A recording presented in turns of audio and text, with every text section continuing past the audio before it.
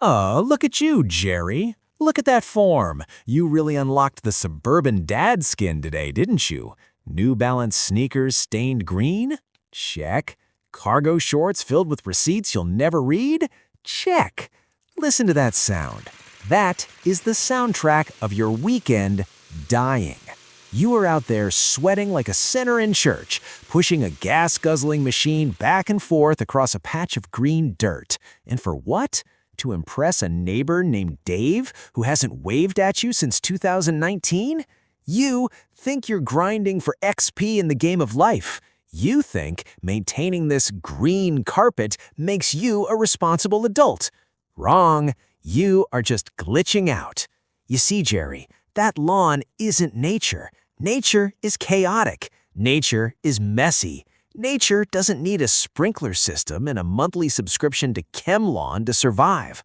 What you are guarding with your life is actually a biological desert made of leftover World War II explosives. Yeah, you heard me. You were basically gardening with diluted bomb ingredients because a corporation in the 1940s had a surplus issue.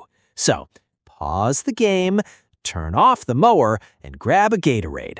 We need to talk about how you got scammed into working as an unpaid employee for the chemical industry. To understand why you are a simp for your grass, we have to patch into the beta version of society, 17th century Europe. We're talking about France, England, the big servers. Back then, normal players, the peasants, the serfs, your ancestors, didn't have lawns. They had dirt, packed dirt. Or if they were lucky, they had a garden full of turnips and potatoes, so they wouldn't die of scurvy during the winter patch update. Grass was the enemy. Grass was a weed that stole nutrients from your food. But then you had the whales, the aristocrats. These guys wanted to flex on the poor so hard it was ridiculous. They looked at their land and thought, you know what? I am so filthy rich, I don't even need to grow food. I'm going to waste 10 acres of fertile soil growing absolutely nothing. That was the tapis vert, the lawn. It was the ultimate pay-to-win cosmetic item. It served zero purpose. It was just a way to tell the server, look at me. I have sheep to cut my grass while you eat mud. And it was hard, Jerry. They didn't have Honda mowers. They had scythes. They had servants cutting grass with scissors on their hands and knees. My lord, I've been at this for 3 days. My fingers are bleeding. Silence, Jerry. That blade of grass is 2 millimeters higher than the others. Do you want me to look like a peasant who grows carrots? Back to work. It was a symbol of pure, unadulterated power over nature and poor people. Fast forward to America, the land of the free.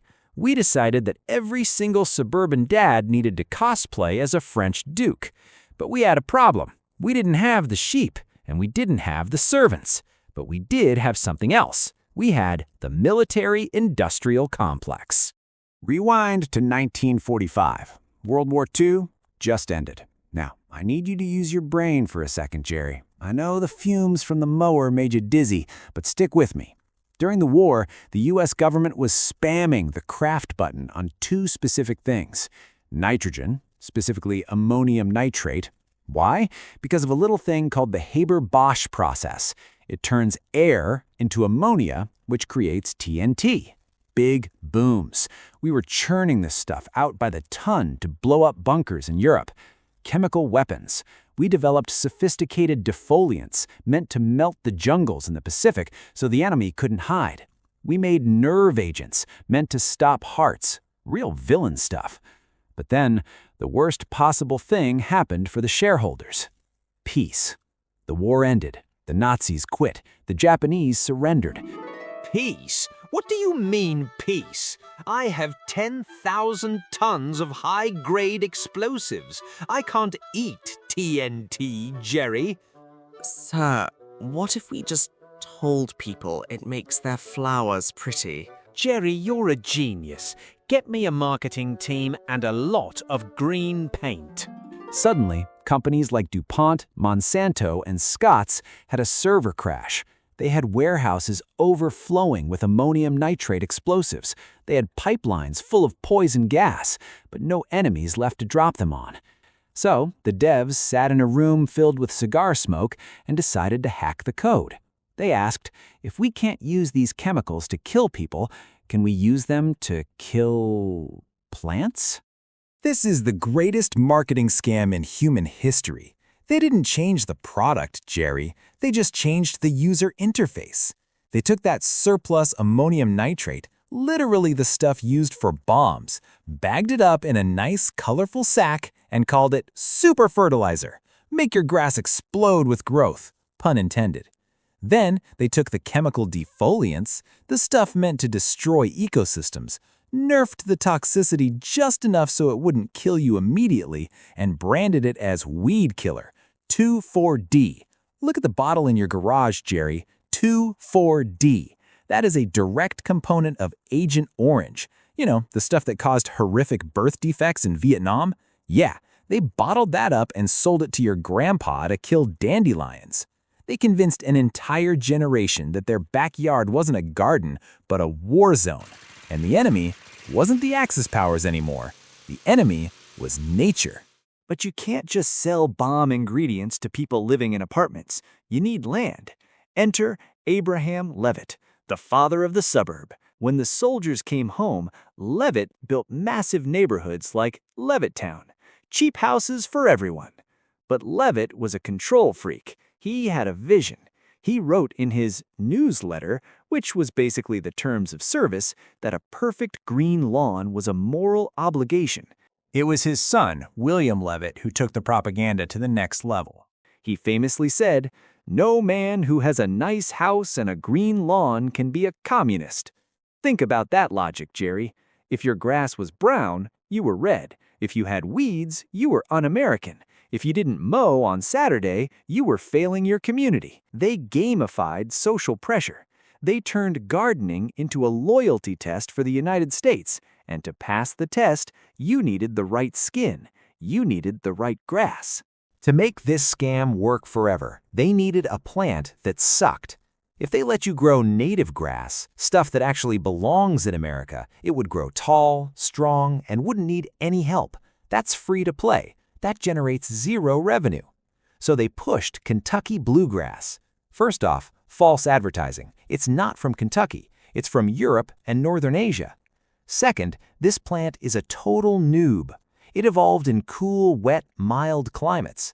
So what happens when you plant it in the scorching heat of Texas, or the dry desert of Arizona, or the humidity of Florida? It panics. It tries to go dormant. It tries to sleep to survive. But you don't let it sleep, do you, Jerry? Wake up, you scream, blasting it with the hose. Be green for daddy.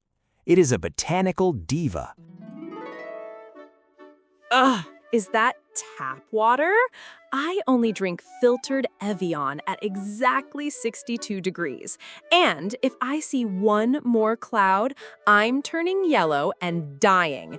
Deal with it, Jerry. I'm sorry. I'll buy the expensive fertilizer. Just don't leave me.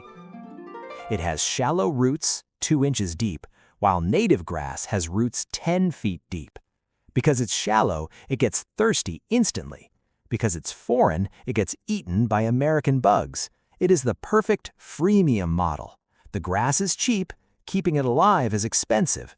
You are trapped in a subscription service with a plant. Here is the part that really makes me want to scream. Before 1950, if you bought a bag of lawn seed, it came with clover. Yes, the little white flowers, the lucky shamrocks. Clover was a feature, not a bug. Why? Because clover is a nitrogen fixer. It literally pulls nitrogen out of the air and feeds the soil. It was free fertilizer. It kept the grass green for free. But then, the chemical companies invented broadleaf herbicides to kill weeds. There was just one problem. The poison couldn't tell the difference between a dandelion and clover. It killed both. So the companies had a choice: invent a better poison or convince the world that clover is bad. They went with the lie. They ran massive ad campaigns declaring that clover, the plant that was helping you, was actually a weed. They rewrote the dictionary. They tricked you into killing the only plant that was saving you money, just so they could sell you the synthetic nitrogen to replace it. That is like a doctor shooting your immune system just to sell you antibiotics. It is genius, and it is evil. So here is the gameplay loop you are currently stuck in, you poor NPC. First, you install a type of grass that absolutely hates this map. It's a bad start, Jerry.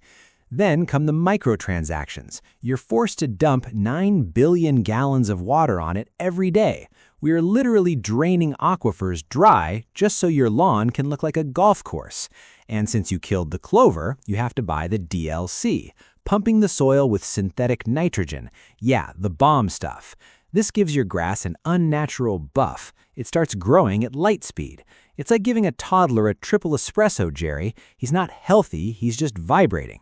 And that leads to the grind. Because it grows so fast, you're out there every single weekend, burning gasoline, wasting your life, and mowing it back down. But wait, there's a side effect. This weird green monoculture attracts every bug in the neighborhood. So you decide to nuke the place. You spray pesticides everywhere. Fun fact, homeowners like you use 10 times more pesticide per acre than industrial farmers. Your yard is officially more toxic than a commercial cornfield. And here comes the crash. Those pesticides kill the soil bacteria.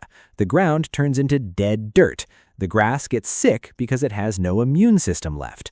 So what do? Repeat. You go back to the store and buy more fertilizer to start it all over again. It is an infinite money glitch for companies like Scotts and Monsanto, and you're the one getting farmed. So look at your lawn again. Really look at it. It's not a status symbol. It's a 40 million acre ecological dead zone. It supports no life, no bees, no butterflies, no birds. It creates pollution. It wastes water. It costs you thousands of dollars. It is a relic of French vanity kept alive by a chemical cartel that needed to offload war supplies. You are basically an unpaid employee for Dow Chemical, managing a toxic waste site where your kids play soccer. So, what do? Be a rebel, Jerry. Hack the game. Plant clover. It stays green, it feeds bees, and it doesn't need chemicals. Plant a garden. Grow a tomato. Eat the fruits of your labor instead of just cutting them down. Or, God forbid, just let it be messy. Nature isn't a carpet. It's not supposed to be perfect. The only reason you think a perfect lawn is beautiful is because a marketing campaign from 1950 told you so. Wake up. The general is dead. The war is over. Stop poisoning the map. If you want to know what else is a lie in your inventory, click here. Or go back to mowing your toxic rug and pretending you're happy. I don't care. It's your Saturday to waste.